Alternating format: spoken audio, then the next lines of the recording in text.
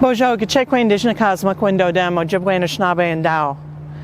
My communities of origin are St. Croix and Leech Lake communities in Wisconsin and Minnesota. Territorial acknowledgements are often thought of as something that's relatively new in Canadian life. However, they're really deeply embedded in both Canadian and Indigenous societies. Canadian children once always started the school day with singing "O Canada" or "The Maple Leaf Forever," and ended the day singing "God Save the Queen."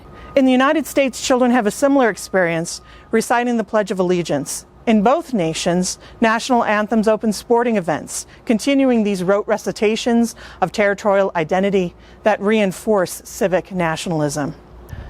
For Indigenous people, we also had territorial acknowledgements embedded in our identity, in our communities. As I introduced myself, I gave my name, but also my clan and my nation.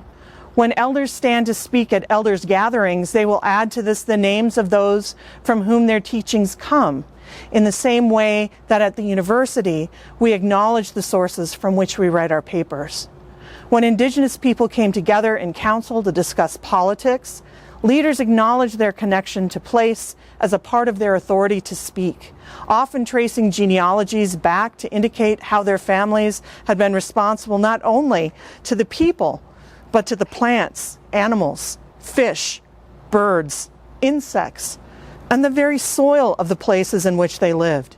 Relationships between people and plants, people and animals, people and place are central to Indigenous identity, ways of knowing and being, and our spiritual selves. Territorial acknowledgements today are really, in many ways, a marriage between the sort of Canadian commitment to civic pride that we see in singing these songs in our schools and at our sporting events, and an acknowledgement of that Indigenous presence, the Indigenous sharing of this land with Canadians and newcomers, and in that, in many ways, demonstrates reconciliation.